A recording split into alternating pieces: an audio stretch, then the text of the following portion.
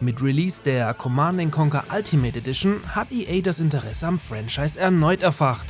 Allerdings an vielen Stellen nur das Nötigste gemacht, wodurch ihr zwar ab sofort alle Spiele ohne weiteres unter Windows 10 und 11 halbwegs problemlos spielen könnt, aber deutliche Abstriche hinnehmen müsst.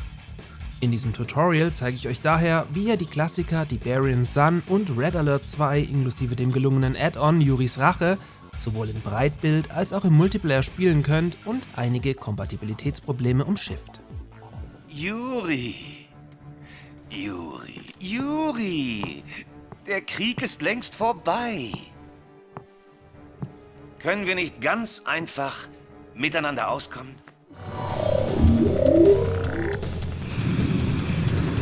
Befehlsstab hier Mojo 1. Wir sind in Position. Roger, Ziel befindet sich auf Alcatraz. Angriffsvektor 270, Entfernung 10 Meilen.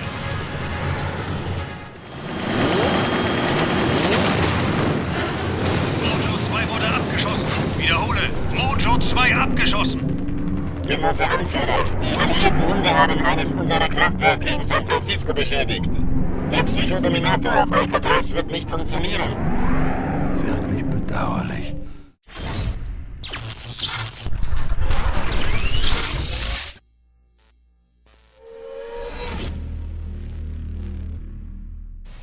Tiberian Sun und Red Alert 2 stellen jeweils das Sequel in den beiden C&C-Zeitlinien dar und sind für viele Fans des Franchises neben Generals die mit Abstand beliebtesten Titel. Die 1999 und 2000 erschienenen Spiele teilen sich beide die gleiche Engine und wurden über weite Strecken auch simultan entwickelt. Auch wenn man Red Alert an vielen Stellen das zusätzliche Entwicklungsjahr anmerkt und so hier zum Beispiel das flüssige Kartenscrollen via Tastatur möglich ist, können wir beide Titel für dieses Tutorial problemlos zusammenfassen. Anders als in vielen Guides beschrieben, verzichten wir dabei komplett auf das Bearbeiten von irgendwelchen Dateien und machen das Tweaken so einfach und zugänglich wie möglich. Denn das Tool CNC Dedraw von Funky Fresh erledigt den Job auf grafischer und Bugseite schon im Alleingang. Mit diesem Tool, welches ihr mit einem Klick auf die CNC Dedraw ZIP auf GitHub herunterladen könnt, erweitert ihr die Spiele um einen nativen Breitbild-Support und behebt lästige Bugs wie den Spielabsturz beim Raustappen mit Alt-Tab. Die heruntergeladene ZIP-File, die ihr vorab entpacken müsst, was aber Windows von Haus aus ohne weitere Tools selbst hinbekommt, enthält 3 Dateien und einen Ordner, den ihr jeweils in das Spieleverzeichnis eures CNC-Titels kopiert. Falls ihr die neuen Steam-Versionen benutzt, liegen die Spiele im Steam Library-Ordner unter Steam Apps und dann im Ordner Common. Windows wird euch die Frage stellen, ob es vorhandene Dateien überschreiben darf, was ihr mit Ja bestätigt.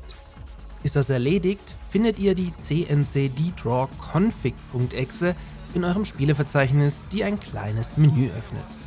Hier solltet ihr Phasing aktivieren, um die FPS an die Bildwiederholungsrate eures Monitors anzugleichen, sowie unter Kompatibilitätseinstellungen die Alt-Tab-Reparatur aktivieren. Danach das Fenster einfach wieder schließen und das Spiel starten. Wenn alles geklappt hat, solltet ihr jetzt in den Anzeigeeinstellungen viele neue Auflösungen bis 4K auswählen können, was aber gewissen Limitationen unterliegt. Pauschal sei gesagt, dass ihr Tiberian Sun am besten in 1280x720 Pixel spielt und Red Alert 2 maximal in 1920x1080. Ihr könnt es natürlich höher probieren, müsst aber dann teilweise eure Truppen mit der Lupe suchen, was euch so zwar eine tolle Übersicht beschert, sich so aber nicht mehr ernsthaft spielen lässt. Ab hier seid ihr für den Singleplayer bzw. die Kampagne ready und könnt loszocken.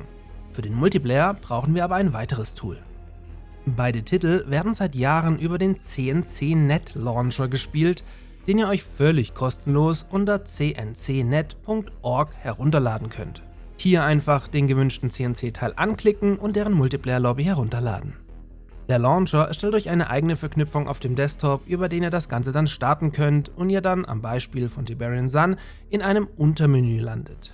Hier findet ihr neben dem Online-Spiel auch den gemoddeten Karteneditor sowie einen LAN-Modus, weswegen dieser Titel sicher auch auf der kommenden Zocker-Lounge LAN im November rauf und runter gesuchtet werden wird.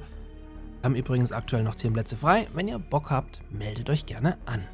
Mit Klick auf Online-Spiel landet ihr dann in einer Lobby, in der ihr euch für Matches absprechen könnt. Aktuell sind hier immer noch ca. 1000 aktive Spieler unterwegs, bei Red Alert 2 sogar noch viel mehr. Fehlt eigentlich nur noch der Blood Patch, den ich euch hier allerdings nicht verlinken darf.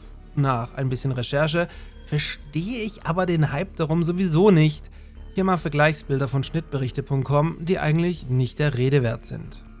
Trotzdem sei gesagt, wer das unbedingt braucht, installiert vorab einfach die englische Version und hat damit diesen Quatsch ganz legal umgangen. Gerade die Steam-Version liegen in allen Sprachen und Versionen vor. Damit sind wir in den Command & Conquer Wochen in der Zocker Lounge angekommen. Ich habe noch viele weitere Videos für euch geplant, in denen wir dann unter anderem die Geschichte sowie die Spiele betrachten, die zwar angekündigt waren, aber nie erschienen sind. Außerdem wird es zu jedem Teil ein Community-Event geben. Wenn ihr da mitzocken möchtet, könnt ihr euch gerne auf dem Zocker Lounge Discord melden. In diesem Sinne hoffe ich, dem einen oder anderen damit geholfen zu haben. Vielen Dank fürs Zuschauen und bis zum nächsten Mal.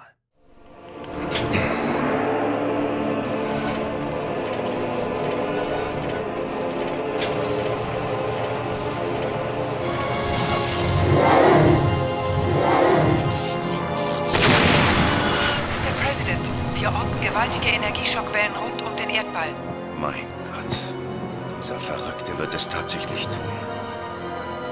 Möge Gott uns alle beschützen.